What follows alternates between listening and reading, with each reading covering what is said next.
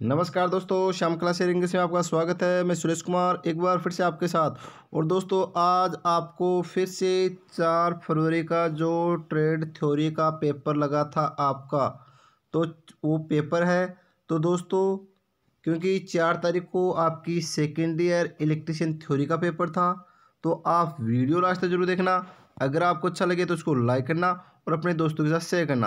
अगर चैनल को पहली बार विजिट कर रहे हो तो सब्सक्राइब करना, जिससे अगली क्लास का आपको नोटिफिकेशन मिल जाएगा। क्योंकि दोस्तों, अगर आप ये पेपर पूरा देखोगे तो आगे आने वाली आपकी जो एग्ज़ाम है, चाहे वो टेक्निकल की हो या आपके अभी जिन बच्चों की अभी आपके सेकेंड ईयर की एग्ज़ाम नहीं है, उनको काफ़ी हेल्प मिलेगी इस पेपर के माध्यम से। क्योंकि ज़्यादा नहीं, 5-10 क्वेश्चन ज़रूर आएंगे इस पेपर में से। और आज हम लगभग आपका ये चौथा पेपर करा रहे हैं, और जैसे हमारे पास और न्यू पेपर आएंगे वो आपके साथ ज़रूर शेयर करेंगे। तो अब ज़्यादा वक्त ख़राब न करें और स्टार्ट करते हैं। और आपका लगभग इस ट्रेड थ्योरी के पेपर में 50 क्वेश्चन हैं, और पूरे क्वेश्चन आप अटेंड करना और फिर आप हमें बताना कि आपके कितने क्वेश्चन करेक्ट बैठ रहे हैं और क्या बैठ रहे हैं, जिससे कि आगामी एग्जाम में आपको हेल्प मिलेगी। तो स्टार्ट करते हैं। पहला क्वेश्चन आपका, सिंगल फेज मोटर का सिद्धांत क्या है? तो सिंगल फेज मोटर का देखो दोस्तों, पहला ऑप्शन है घूमता चुंबकीय क्षेत्र तथा क्रॉस मैग्नेटिक फील्ड थ्योरी दोनों है। एकदम राइट दोस्तों। क्योंकि उसमें क्या होता है, जब चुंबकीय बल रेखाएं इतनी तीव्र गति से होती है कि वह मैग्नेटिक फील्ड थ्योरी दोनों होती है। यानी उसमें मैग्नेटिक फील्ड, यानी आपका जो चुंबकीय बल रेखा है वो क्या होती है, चुंबकीय बल रेखा है आर्मेचर को छेदित करती है, यानी रोटर में जो बल रेखा है उसको छेदित करती है, उसमें विद्युत बल बनता है। दूसरा इनमें से कोई नहीं, तो दोस्तों ये होगा नहीं घूमता चुंबकीय क्षेत्र। तो कभी चुंबकीय क्षेत्र घूमता क्षेत्र घूमता चुंबकीय क्षेत्र या क्रॉस मैग्नेटिक फील्ड थ्योरी। तो दोस्तों, इसमें आपका ये नीचे वाले दोनों, ये दोनों, तो इसमें करेक्ट आंसर 1 नंबर है, यानी घूमता चुंबकीय क्षेत्र क्रॉस मैग्नेटिक फील्ड थ्योरी दोनों है। अगला क्वेश्चन है दोस्तों, इलेक्ट्रिकल मशीन की आर्मेचर वाइंडिंग में कौन सा बल उत्पन्न होता है?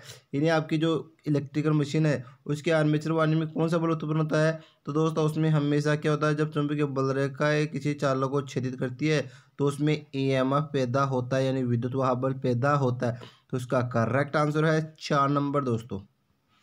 काफ़ी अच्छे क्वेश्चन दोस्तों, जो आपके आगे कंपटीशन की टेक्निकल भर्ती में भी काफ़ी हेल्पफुल रहने वाले हैं।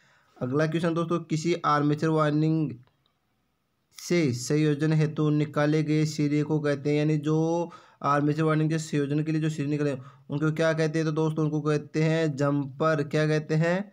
जंपर। काफ़ी अच्छा क्वेश्चन है दोस्तों। आगे क्वेश्चन है दोस्तों, अल्टरनेटर की घूर्णन गति को बदलने पर इसकी फ्रीक्वेंसी खालिस्तान होती है। यानी अगर हम अल्टरनेटर की घूर्णन गति को बदल रहे हैं तो उसकी फ्रीक्वेंसी कहेगी, तो वो भी क्या हो जाएगी, बदल जाएगी। क्योंकि आपको मालूम है एफ बराबर क्या होता है, P/N/120। तो अगला यही कह रहा है कि अगर हम उसकी घूर्णन गति बदल रहे हैं तो उसकी फ्रीक्वेंसी क्या होगी? क्योंकि ये आपकी फ्रीक्वेंसी स्पीड और पोलों की संख्या के समानुपाती हो रही है, तो इस प्रकार ये भी क्या हो जाएगी, चेंज हो जाएगी। तो एकदम करेक्ट आंसर है आपका ये, यानी परिवर्तित होगी। अगला क्वेश्चन है दोस्तों आपका, वाइंडिंग के कॉइल समूह को वाउंड किया जाता है। यानी वाइंडिंग के जो कॉइल सिरे होते हैं उसको किसे वाउंड किया जाता है? तो उन्हें हमेशा सिलिकॉन स्टील के इंसुलेटेड कोरों के समूह के रूप में वाउंड किया जाता है। तो इसका करेक्ट आंसर है 2 नंबर दोस्तों। अगला क्वेश्चन है दोस्तों आपका, यदि किसी शाफ्ट का रंग नीला हो जाता है तो उसका अर्थ है कि शाफ्ट क्या हो जाती है, अधिक गर्म हो जाती है। क्या हो जाती है? अधिक गर्म हो जाती है। इसका करेक्ट आंसर है 2 नंबर। अगला क्वेश्चन है दोस्तों आपका, एक तुल्यकालीन मोटर सदैव खालिस्तान गुणन गति पर कार्य करती है। यानी आपकी जो तुल्यकालीन मोटर है वह कौन सी गुणन? तो हमेशा ध्यान रखना, तुल्यकालीन मोटर हमेशा तुल्यकालिक गति पर गुणन गति करती है। यानी उसकी जो पहली स्पीड होती है उसको तुल्यकालिक गति कहती है, यानी उसको सिंक्रोनस गति कहते हैं। अगला क्वेश्चन है, सैंडेड पोल मोटर में सैंडिंग रिंग का क्या कार्य है? तो आपकी जो सैंडेड पोल मोटर है उसमें सैंडिंग कॉइल रहती है, वो उसमें घूर्णनीय चुंबकीय क्षेत्र उत्पन्न करती है। तो इसका करेक्ट आंसर है 2 नंबर में, घूर्णनीय चुंबकीय क्षेत्र उत्पन्न करती है।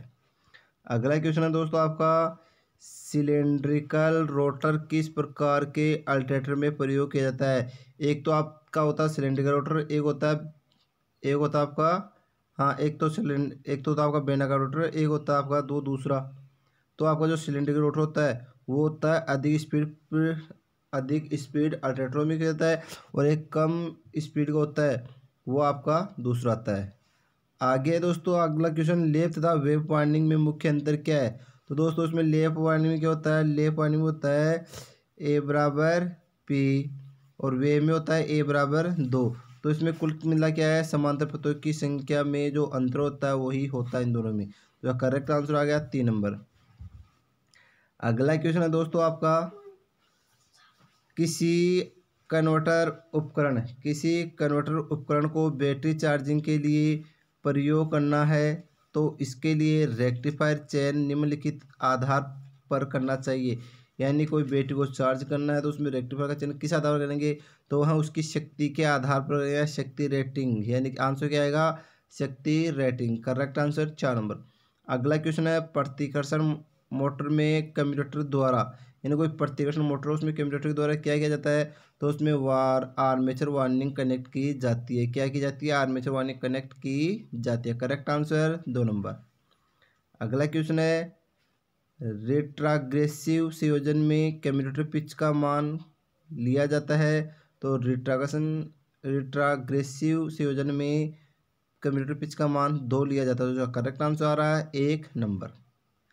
अगला क्वेश्चन है दोस्तों, 4 पोल 120 आरपीएम वाले जनरेटर द्वारा उत्पादित विद्युत वाहन की फ्रीक्वेंसी, तो आपको मालूम है एफ बराबर क्या होता है, पी अपॉन एन बटा 120। सही है दोस्तों। तो बताओ पी कितने हैं, 4, और एन कितनी है 1200, और भाग कितने का देना है 120 का। इस जीरो से ये गया 12 दाव का 120, और 10 चौक 40। तो दोस्तों इसमें 40 ऑप्शन है। हाँ दोस्तों एकदम करेक्ट आंसर आ रहा आपका 2 नंबर। अगला क्वेश्चन है दोस्तों, यदि पोल की संख्या 4 है, खांचों की संख्या 24 है, तो पोल पिच का मान होगा। तो दोस्तों आपको मालूम है पोल पिच बराबर क्या होता है, पोल पिच बराबर होता है खांचों की संख्या। क्या होती है, खांचों की संख्या बटे पोलों की संख्या। तो खांचों की संख्या कितनी है 24, पोलों की संख्या कितनी है 4, 4 छिगी 24। तो इसका करेक्ट आंसर 4 है क्या दोस्तों? हाँ दोस्तों, तो इसका करेक्ट आंसर 4 है, एकदम राइट है दोस्तों। अगला क्वेश्चन है दोस्तों आपका, अल्टरनेटर की रेटिंग व्यक्त की जाती है। तो दोस्तों अल्टरनेटर की रेटिंग हमेशा केवीए में व्यक्त की जाती है। इसके अलावा बात करें केवीए की रेटिंग किसमें आती है, ट्रांसफार्मर में आती है। बात करें एचपी, तो मोटर की रेटिंग एचपी में आती है। बात करें केडब्ल्यू, तो आपका जो जनरेटर होता है तो जनरेटर की रेटिंग केडब्ल्यू में आती है। बात करें ये रेटिंग केवीएआर, तो ये आपके हमेशा किसकी रेटिंग होती है, यह हमेशा कैपेसिटिव रिएक्टेंस की इकाई होती है। किसकी होती है, कैपेसिटर रिएक्टेंस की इकाई होती है। अगला क्वेश्चन है दोस्तों, प्रेरित ईएमएफ की दिशा सदैव ऐसी होती है जो उस गति परिवर्तन का विरोध करती है जिसके कारण वह प्रेरित होती है।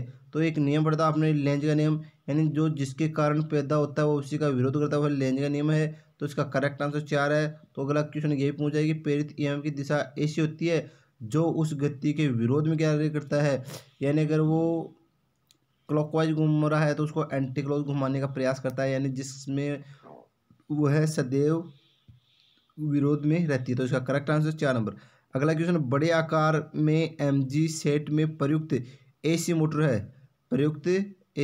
है, यानी एमजी सेट में कौन सी मोटर काम लेते हैं। तो दोस्तों हमेशा बड़े आकार के एमजी सेट में हम स्क्रू केज इंडक्शन मोटर लेते हैं। कौन सी लेते हैं, स्क्रू केज इंडक्शन मोटर। इसका करेक्ट आंसर 4 नंबर। अगला क्वेश्चन है दोस्तों, एक्साइटर करंट से क्या अभिप्राय है। तो एक्साइटर करंट से अभिप्राय है दोस्तों फील्ड कॉइल को दिया गया करंट। क्या है, फील्ड कॉइल को दिया गया करंट।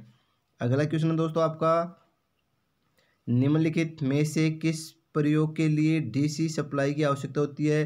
तो दोस्तों फ्लोरोसेंट ऐसी से हो सकती है, ऐसी से होता है इन सभी, और 4 नंबर आर्क लैम्प। तो आर्क लैंप के लिए हमेशा डीसी सप्लाई की आवश्यकता होती है। तो करेक्ट आंसर है 4 नंबर दोस्तों। अगला क्वेश्चन दोस्तों, एम्पायर स्लीव का उपयोग होता है, यानी आपका एम्पायर स्लीव, इसका उपयोग कहाँ करते हैं? तो दोस्तों इसका उपयोग करते हैं तांबे की तारों पर चढ़ाने में। एम्पायर स्लीव का उपयोग तांबे के तार होते हैं उसके ऊपर चढ़ाने के लिए किया जाता है, यानी अचालक के रूप में किया जाता है। आगे क्वेश्चन है, आर्मेचर वाइंडिंग के अर्धदोष परीक्षण के लिए अपनाई जाने वाली विधि है, यानी आर्मेचर वाइंडिंग के अर्धदोष परीक्षण के लिए अपनाई जाने वाली विधि है। तो दोस्तों आर्मेचर वाइंडिंग के अर्धदोष के लिए हम ग्राउंड परीक्षण विधि का काम लेते हैं, श्रेणी टेस्ट लैंप विधि भी काम लेते हैं, वोल्ट ताप पतन विधि भी काम लेते हैं। ये तीनों विधि, तो इसका दोस्तों करेक्ट आंसर है आपका ए, यानी ये तीनों विधि। अगला क्वेश्चन है दोस्तों, मोटर में खुला परिपथ फॉल्ट का स्थान है, यानी मोटर परिपथ में खुला परिपथ फॉल्ट का स्थान है।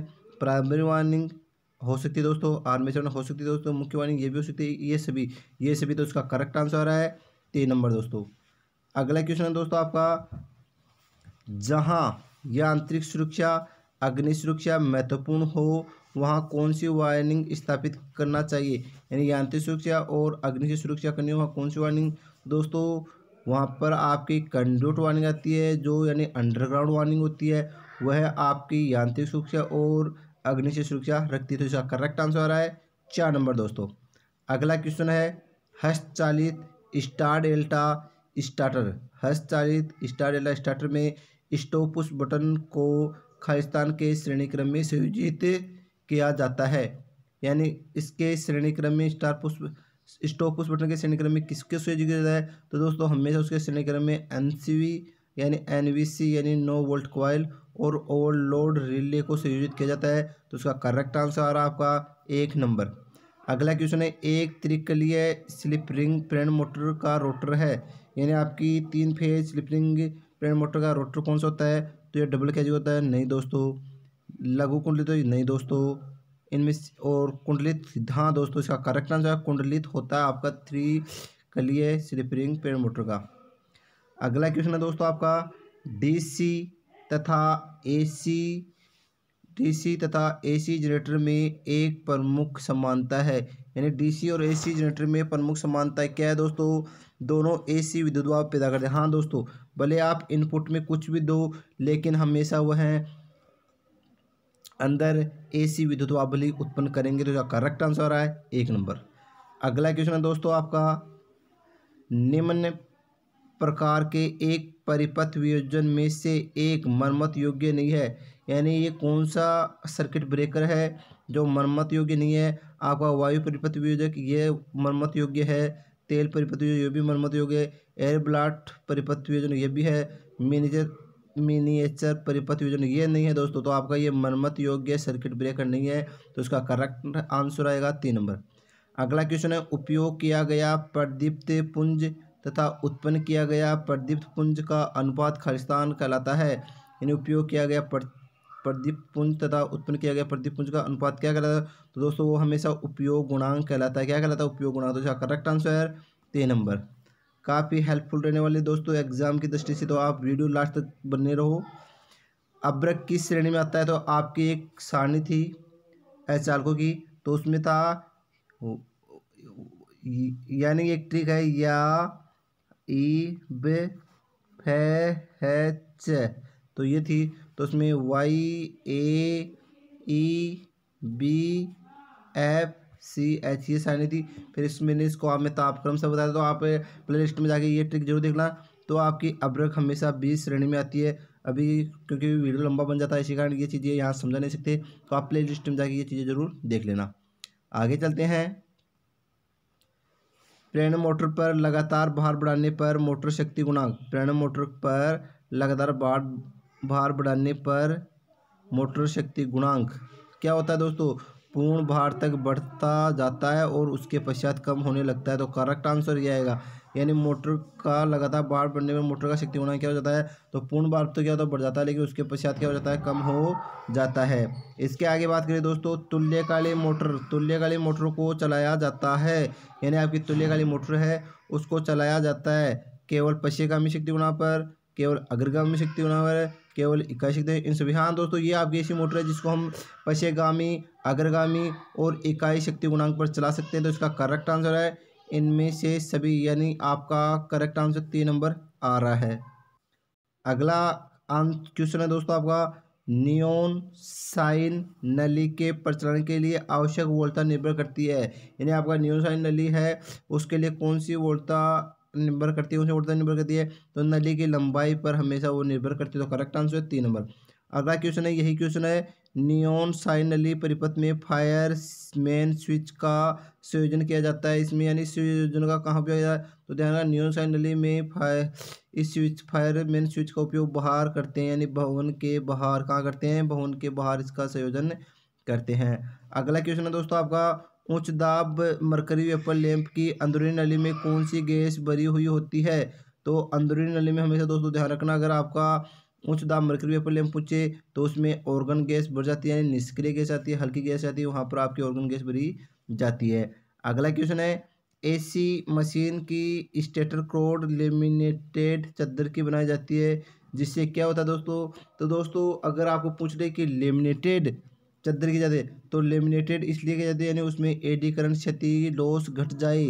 अगर आपको पूछे कि वो सिल्वर स्टील की क्यों बन जाती है, तो वो हमेशा हिस्टैरिसीस लॉस को घटाने के लिए की जाती है। तो उसका करेक्ट आंसर आपका 1 नंबर, यानी हमेशा लिमिटेड क्यों करते हैं, यानी उसमें एडी करंट क्षति का मान कम हो जाए। अगला क्वेश्चन है, वाष्प चालित अल्टरनेटर को प्राय खलिस्तान गुणगति पर कार्य करने योग्य बनाया जाता है। यानी आपका जो वाष्प चालित अल्टरनेटर है उसको किस गुणगति पर कार्य करने योग्य बनाया जाता है? तो उच्च गुणगति पर कार्य करने के लिए यह वाष्प चालित अल्टरनेटर को काम में लिया जाता है, नहीं बनाया जाता है। अगला क्वेश्चन है, एक तुल्यकालिक मोटर औद्योगिक उपयोग में निम्नलिखित कारणों के कारण उपयोग में ली जाती है। यानी तुल्यकालिक मोटर किस कारण काम लेते हैं? तो पहला एक बार छोड़ो, पजे यदि मुख्य सप्लाई आवर्ती स्थिर है तथा तब सभी लोड पर इसकी स्पीड स्थिर रहती है। हाँ दोस्तों सही है। तो यह पूरे संस्थान का शक्ति गुणांक बढ़ाती है। हाँ दोस्तों सही है। अधिक क्षमता और बचत के लिए इसे इकाई शक्ति गुणांक पर नियंत्रित करके चलाया जा सकता है। हाँ दोस्तों सही। दोस्तों इसका करेक्ट आंसर है ए नंबर, यानी ये तीनों पर ही कार्य इनमें से सभी। अगला क्वेश्चन है दोस्तों आपका, छत के पंखों में प्रयुक्त मोटर, यानी छत के पंखों में कौन सी मोटर काम है? दोस्तों जो स्थायी रूप से लगाया जाता है वो होती है आपकी स्थायी कैपेसिटर। तो छत के पंखे हमेशा स्थायी रूप से कैपेसिटर लगाया जाता है, तो वो हो गई आपकी स्थायी कैपेसिटर रन मोटर। ठीक है दोस्तों। अगला क्वेश्चन है, चुंबकीय ओवरलोड रिले की तुलना में ऊष्मीय रिले होती है। तो ध्यान रखना, चुंबकीय ओवरलोड रिले की तुलना में ऊष्मीय जो होती है वो अधिक धीमी होती है, बल्कि आपकी जो अधिक तीव्र होती है वो आपकी होती है चुंबकीय रिले। तो इसका करेक्ट आंसर है 4 नंबर, यानी अधिक धीमी होती है चुंबकीय रिले की अपेक्षा आपकी ऊष्मीय रिले।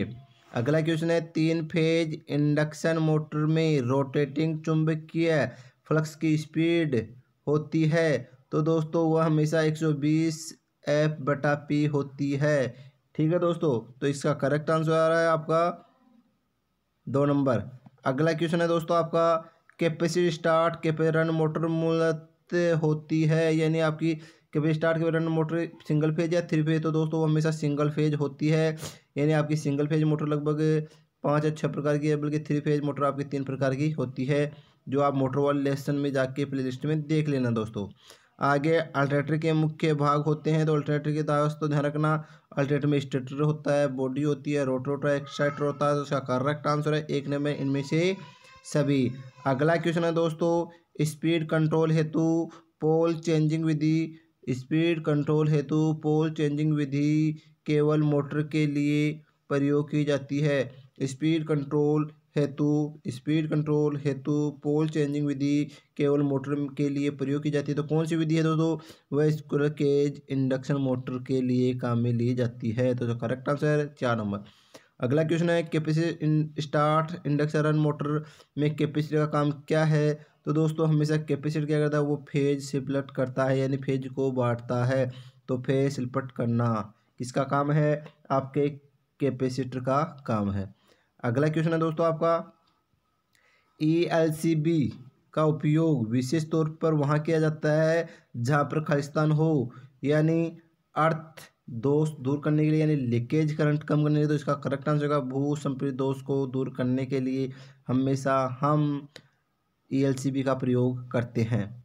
अगला क्वेश्चन है, उच्च स्पीड तथा उच्च प्रारंभिक बल आघूर्ण की आवश्यकता होने पर मोटर प्रयुक्त की जाती है। तो मोटर कब यानी जहाँ पर उच्च स्पीड उच्च प्रारंभिक बल टार्क की आवश्यकता हो वहाँ हमेशा यूनिवर्सल मोटर काम में लेते हैं। तो इसका करेक्ट आंसर क्या है? 1 नंबर दोस्तों। अगला क्वेश्चन है दोस्तों, प्रकाश स्रोत की तल से ऊंचाई बढ़ाने पर तल पर पहुंचने वाले प्रकाश तीव्र क्या होता है? यानी प्रकाश स्रोत की तल से ऊंचाई बढ़ाने पर तल पर पहुंचने वाले प्रकाश क्या होगा? तो वो क्या हो जाएगा? घट जाता है। क्या हो जाता है? घट जाता है। अगला क्वेश्चन है दोस्तों, ग्राउलर की सहायता से खालिस्तान दोष को पता किया जा सकता है। तो हमेशा ग्राउलर की सहायता से हम आर्मेचर दोष का पता लगा सकते हैं। Correct answer 3 number. अगला क्वेश्चन है दोस्तों आपका, प्रदीप्त दीपों में नवीनतम प्रकार का दीप कौन सा है? यानी आजकल नवीनतम कौन सा काम में लिया जाता है? तो आजकल हमेशा दोस्तों ग्लो ट्यूब काम में लिया जाता है नवीनतम दीपों में। तो दोस्तों आपके 50 क्वेश्चन क्लियर हो चुके हैं। तो दोस्तों आपका कीमती समय देने के लिए धन्यवाद। फिर अगली क्लास में फिर मिलेंगे एक नई वीडियो के साथ।